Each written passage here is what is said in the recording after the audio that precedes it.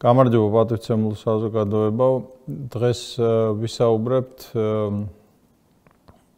ისეთ საინტერესო თემაზე, როგორიც არის ჩვენი საზოგადოებრივი მოძრაობის მიერ შექმნილი სათათბიროები. რა არის ეს და რატო შევქმნით და როგორც წინა ორ მიმართვაში გავაკეთეთ, სხვა ენებზეც ჩავწერთ ამავე მიმართვას, რათა ემიგრაციაში მცხოვრები ჩვენი თანამემამულეების შვილებმა, ვინც სამწუხაროდ ქართული კარგად არ ეციანან და ავიწყდათ, უკეთესად გაიგონ ჩვენი სათქმელი. ჩვენი საზოგადოებრივი მოძრაობა, რომელიც აუცილებლად გადაკეთდება არსებული წესების შესაბამისად პოლიტიკურ პარტიად, როდესაც დაინიშნება შემდეგი საპარლამენტო არჩევნები, ეწევა ძალიან საინტერესო საქმიანობას ინტელექტუალურ ჭრილში, რათა ჩვენ უკეთესად მოვემზადოთ იმ არსობრივი გარდაქმნებისათვის, რაც აუცილებელია ამ თუ იმ დარგში, იმისთვის, რომ ჩვენი ქვეყანა წინ წავიდეს. ამ მიზნით ჩვენ შევქმნით და ვართ პროცესში შექმნისა სათათბიროებისა, რომლებშიც ვეპატიჟებით ჩვენზე ჭკვიან ხალხს ამ თუ იმ სფეროში. ესენი არიან მეცნიერები, სპეციალისტები, პრაქტიკოსები, მესაქმეები, მოხელეები და ადამიანები, ვისაც ამ თუ იმ დარგთან უშუალო შეხება აქვს. შეუძლებელია ყველაფერი მოიცვა, ამიტომ ჩვენ პრიორიტეტულად მიჩნეული დარგები, რომლებსაც ყველაზე მეტი დახმარება და რეფორმირება სჭირდება, ამოვარციეთ და თავიდან გვეგონა, რომ იქნებოდა 9, მერე ეს ციფრი გაიზარდა 13-მდე, ეხლა ეს ციფრი იზრდება 20-მდე და თითოეულ ასეთ სათათბიროში ჩვენ ვეპატიჟებით 10, 20, 30, რამდენსაც შევძლოთ სპეციალისტს ამ დარგისა. ეხლა ყველას ვერ დაპატიჟებ, იმიტომ რომ მაგალითად სოფლის მეურნეობაში არიან უფროსი თაობის მეცნიერები, სპეციალისტები, რომლებსაც მე ვერ ვაწუხებ ამ სამუშაოთი და აი თქვათ იგივე ბატონ პაატა კოღუაშვილი, რომელსაც დიდ პატივს ვცემ და ჩაფიქრებული მაქვს, რომ აი ჩვენ დავამთავრებთ ამ სამუშაოს და მერე ვანახებთ ამ უფროსი თაობის მეცნიერებს ამ ჩვენს ნამუშევარს, იმიტომ რომ ბევრი სამუშაო გვაქვს ჯერ ჩვენ თვითონ მოსამზადებელი. მაგრამ ასე თუ ისე ამ თუ იმ ფორმით უკვე დაწყებული არის რამოდენიმე სათათბიროს მუშაობა, ერთმა საერთოდ დაამთავრა თავისი მუშაობა და ეხლა ახალი ფორმით აპირებს გაგრძელებას და მოდით მე ჩამოვთვლი დარგებს, რომლებშიც ეს მუშაობა მიმდინარეობს. ეს არის სოფლის მეურნეობა, განათლება, მეცნიერება, ეკონომიკა, ენერგეტიკა, თავდაცვა და უსაფრთხოება, საგარეო პოლიტიკა, მედიცინა, კულტურა, სპორტი, არქიტექტურა და ურბანისტიკა, სამართალწარმოება, ოჯახი და დემოგრაფია.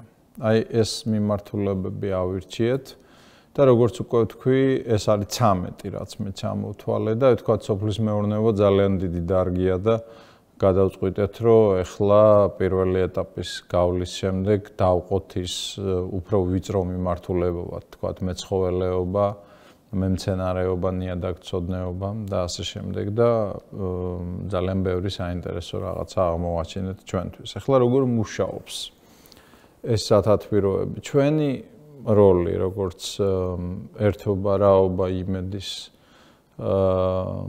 წევრებისა არის კოორდინატორის როლი. ანუ ჩვენ ვკრებთ ჩვენზე ჭკვიან ხალხს და სპეციალისტებს და პროფესიონალებს და ვეკითხებით აზრს. და ვცდილობთ ეს დისკუსია წარმართოთ გარკვეულ კალაპოტში. ეს შეხვედრები ტარდება Zoom-ით, იმიტომ რომ ეს ყველასათვის უფრო მოსახერხებელია.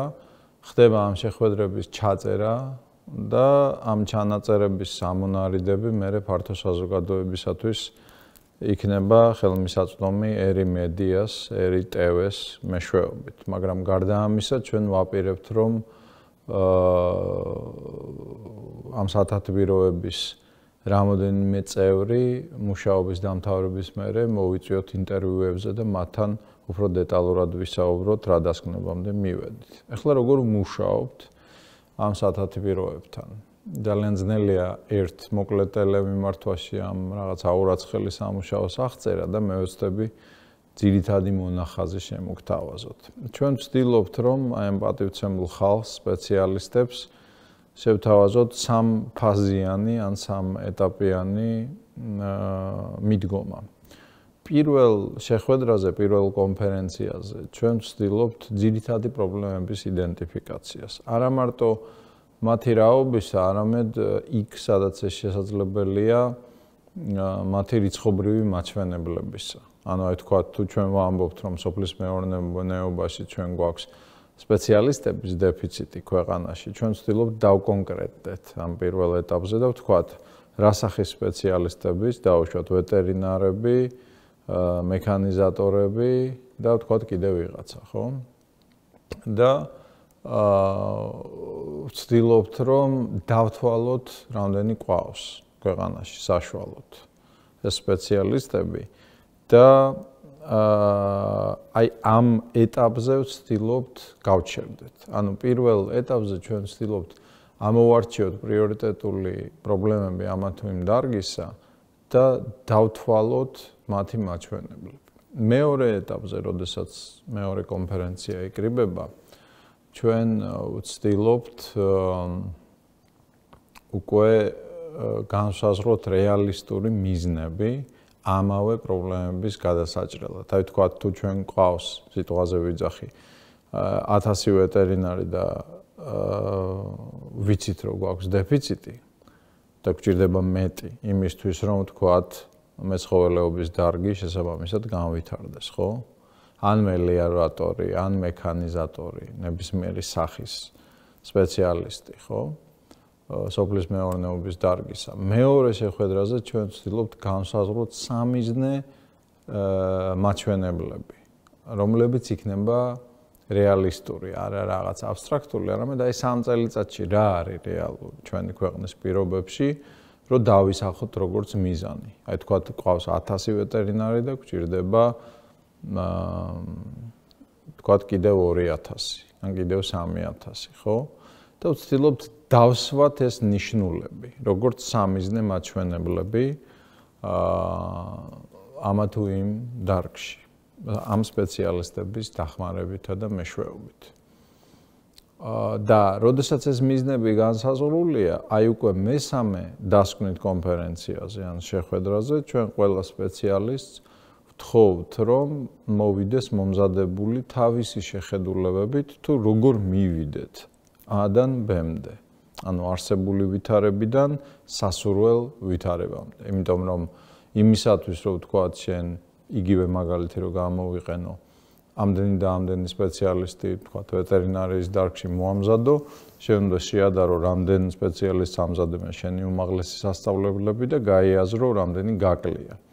და შეიმუშაო კონკრეტული ბიზნეს გეგმა, ან სამოქმედო გეგმა, საიდან მოიზიდავ, ან როგორ გაზრდი ამ სპეციალისტების მომზადების რაოდენობას შენ ქვეყანაში. მოგეხსენებათ, აქედან გამომდინარე, ეს არის აუარება სამუშაო და მე ვცდილობ რამდენადაც ჯანმრთელობა მაძლევს საშუალებას და დრო გავწვდე ყველაფერს ჩემს მეგობრებთან და თანამოაზრეებთან ერთად და ეს გახლავთ უაღრესად საინტერესო სფერო. ეხლა რატომ გიყვებით ამის შესახებ? ჯერთი იმისთვის, რომ მოგიყვეთ, რა კეთდება. გაჩვენოთ შინაარსი ჩვენი გონებრივი საკეთებელისა და გაჩვენოთ რისთვის ვაპირებთ, საერთოდ რასაც ვაპირებთ, ხო?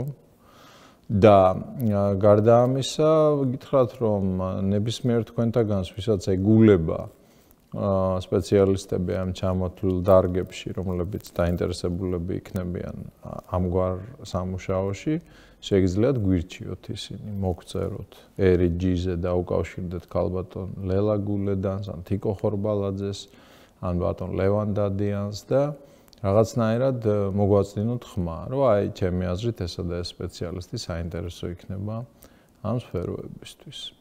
საერთო ჯამში მე იმედი მქონდა, რომ ზაფხულისთვის ამ სამუშაოს დავამთავრებდით, მაგრამ როგორც ჩანს, მთელი წლის დარჩენილ პერიოდში ნაწილობრივ ჩვენ მოგვიწევს ამაზე მუშაობა და ღმერთმა ქნას, რომ ეს ყველაფერი მოვასწროთ 2022 წლის ბოლომდე და დავდოთ თითოეულ ამ სფეროში სამოქმედო გეგმა შედგენილი ჩვენი კოორდინაციით და ჩვენი სპეციალისტების მონაწილეობით. აქ ჩვენ ვეპატიჟებით არა მარტო იმ სპეციალისტებს, რომლებიც ამჟამად საქართველოში მოღვაწეობენ, ან ასწავლიან, ან მესაქმეობენ ამ დარგებში, არამედ იმ ჩვენ თანამემამულეებსაც, ვინც უცხოეთში მსახურობს და მუშაობს ამ სფეროში. ამიტომ ეს არის ძალიან მრავალფეროვანი, ძალიან საინტერესო გონით საკეთებელი, რომლისთვისაც ჩვენი აზრით, ჩვენი სახელმწიფო და ჩვენი ერი წინ ვერ წავა.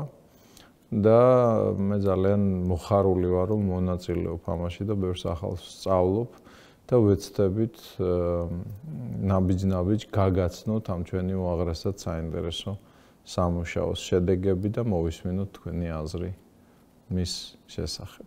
Момовал შეხვედრამდე. Друзья, мы продолжаем нашу теперь уже зарекомендовавшую себя практику обращения на нескольких языках для того, чтобы максимальное количество выходцев из Грузии, живущих за границей, их детей, нашего молодого поколения, к сожалению, там, не знающего или забывшего родной язык, имели возможность следить за тем, что мы делаем. И сегодня я хочу рассказать об одной из самых интересных сфер нашей деятельности, деятельности нашего общественного движения. Это общественные советы, которые мы создали в нескольких сферах или в нескольких отраслях. Во-первых, зачем мы это сделали? Мы считаем, что общественное движение, ставящее своей целью там, политические и стратегические преобразования в жизни страны, обязательно должно быть наполнено смыслом. Иначе все это сведется к простой политической возне и толкотне, которая не является нашим любимым видом спорта. Соответственно, мы решили выбрать те отрасли, те сферы жизни нашей страны, нашего народа, которые, на наш взгляд, наиболее нуждаются в соответствующих преобразованиях и позвать туда людей умнее нас. Специалистов, ученых, деловых людей, чиновников, то есть людей, практикующих тот или иной вид деятельности в этих отраслях, и спросить их мнение. Мы выбрали сначала 9 отраслей, потом это разрослось до 13, сейчас это разрастается до 20. Невозможно всего объять, но вот список из 13, которые мы посчитали приоритетными для Грузии. Это общественные советы в области образования, науки, экономики, энергетики, военной сферы и безопасности, внешней политики, медицине, в культуре, в спорте, в архитектуре и урбанистике, в правопроизводстве, мы так назвали широким термином, в сельском хозяйстве и в сфере семьи и демографии. Вот эти 13 сфер или отраслей, кроме них еще направлений, кроме них, видимо, будет еще дробление, как я уже сказал, эта цифра возрастет до 20. И давайте теперь я вкратце расскажу, как мы работаем. Мы зовем туда пару десятков, 3 десятка там, специалистов, Нашу роль как участников этого общественного движения мы видим в координации работы. Работа ведется в виде конференции в Zoom. И мы задаем вопросы и задаем русло течению дискуссии. Разбита она на 3 основные фазы. Это не обязательно всего лишь 3 конференции, это может вылиться и в большее количество встреч, но принципиально это 3 последовательные фазы работы этих групп или этих общественных советов. Первое – это диагностика, где мы стараемся вычленить самые актуальные проблемы той или иной сферы или отрасли по мнению этих специалистов. То есть что приоритетно, что больше всего болит у той или иной отрасли. И мы стараемся не только их идентифицировать, и опять же всего объять невозможно, мы стараемся там выписать приоритетные 3-5 основные проблемы той или иной сферы жизнедеятельности нашего общества и государства. И после этого мы стараемся при этом же первом же этапе стараемся присудить или приписать какие-то, где это возможно, цифровые показатели этих проблем. Например, мы говорим, что в сельском хозяйстве нам не хватает ветеринаров, и давайте напишем, сколько у нас в среднем приблизительно их сейчас в стране имеется. Да? И вот таким образом мы стараемся на первом этапе, при первой фазе, просто ограничиться описанием проблем. Заканчиваем работу, расходимся и договариваемся, что переходим на второй этап. Второй этап – это идентификация целевых показателей, только реалистичных, исходя из тех проблем, которые мы описали. То есть, если мы сказали, что нам не хватает в сельском хозяйстве ветеринаров, давайте соберемся и решим, какую реалистичную цель страна и общество могут себе поставить при правильном подходе через 3 года. Потому что нельзя же ставить какие-то несбыточные планы и нельзя ставить никаких планов. Соответственно, мы стараемся определить целевой показатель. Там, где это возможно, присудить ему тоже какое-то цифровое значение. Поэтому это такая достаточно детальная работа, очень интересная, ведомая людьми гораздо умнее нас в этих сферах.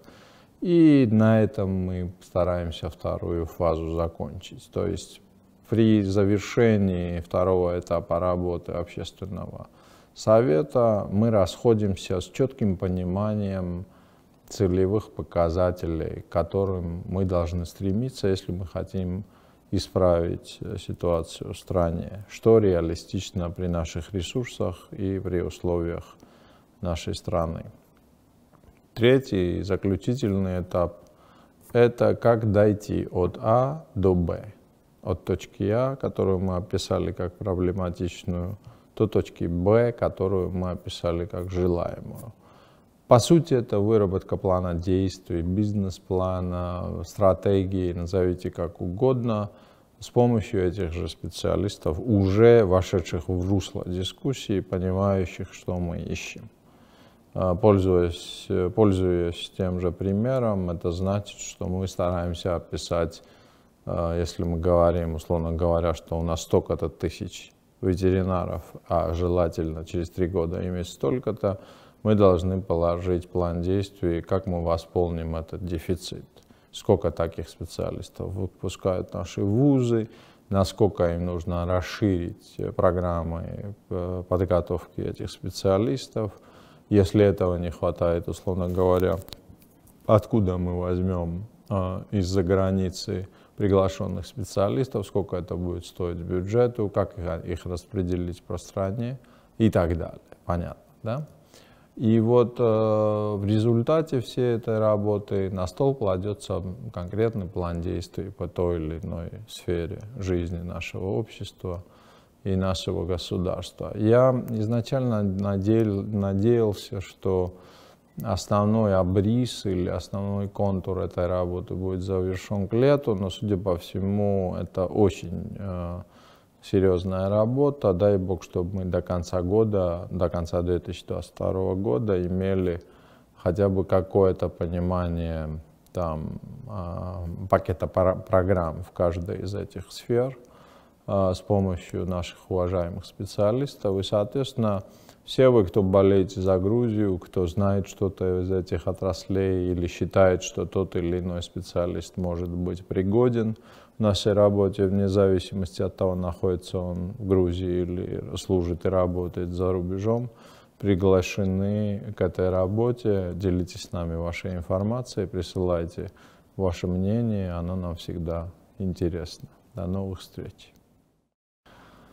Dear friends, we are continuing our trilingual approach whereby we record messages in different languages in order to enable especially the young generation of immigrants from Georgia who have forgotten their native language or don't speak it fluently, to enable them to participate in the work that we do for our country through our organization. And today I want to speak to you about a very intellectual aspect of our doing, which is councils that we have, a network of councils that we have created and are in the process of creating in different industries, vital and important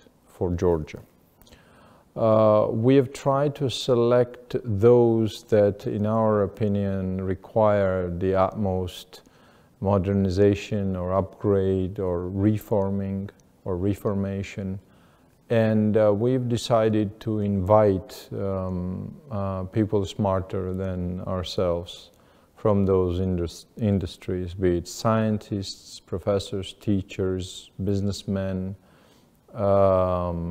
bureaucrats who work in these areas, to accumulate their common knowledge and use it in our thinking process.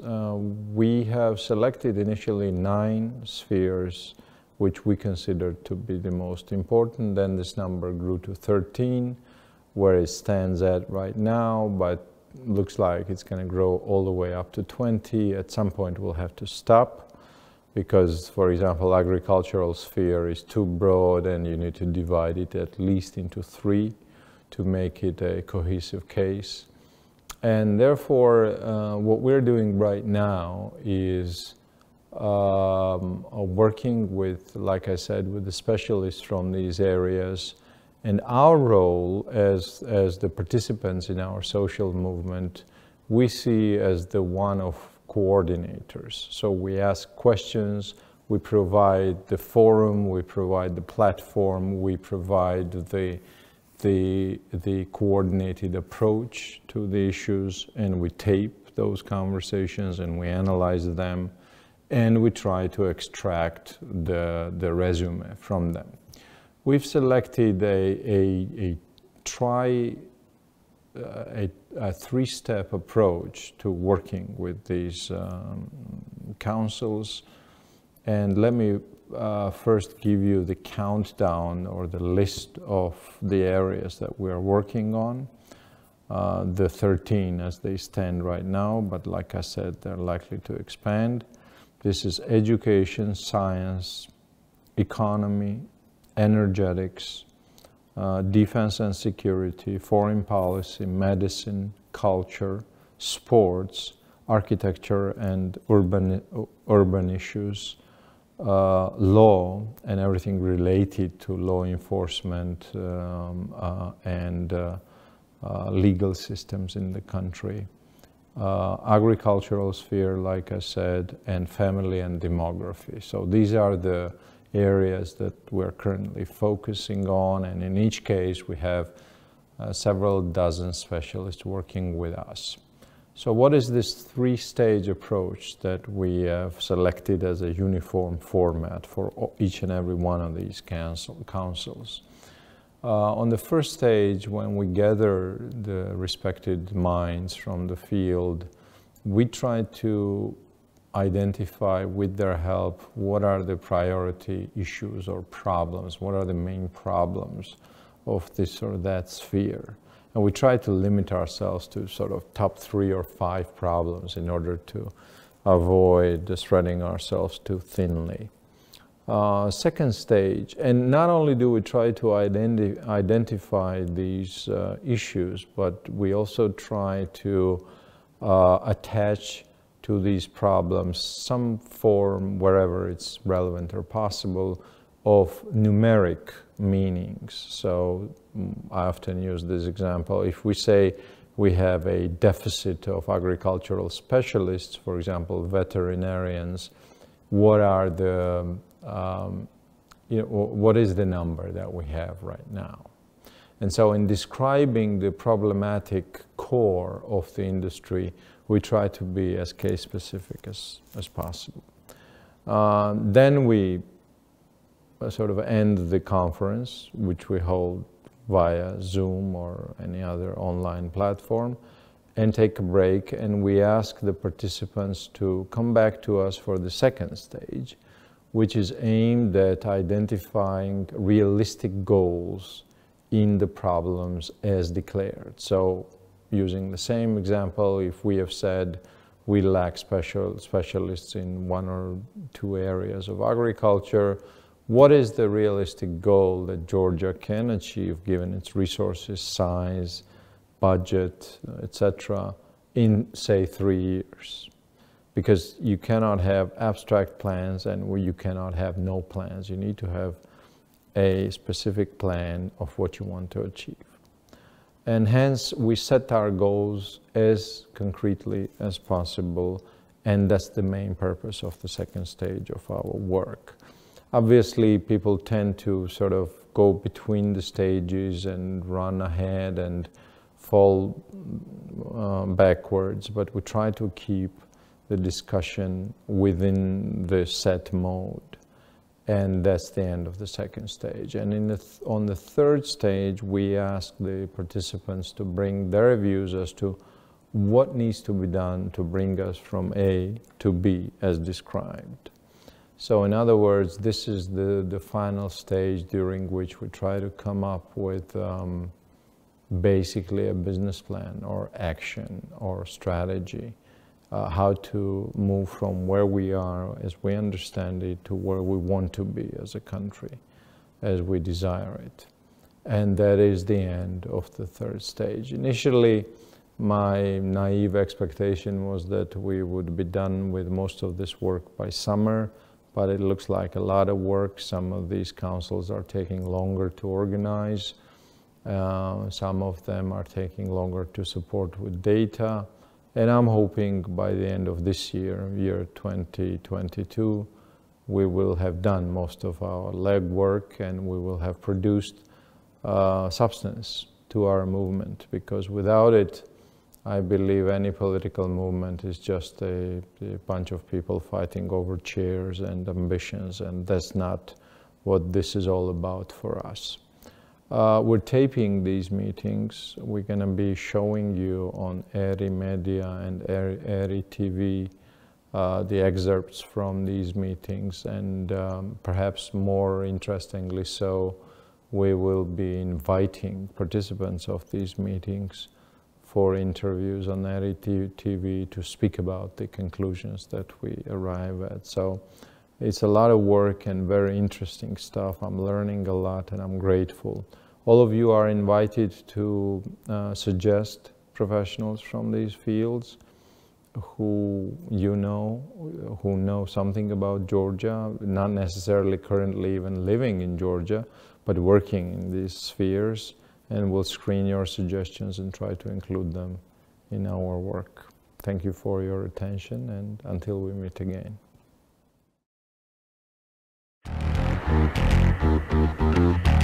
Thank you.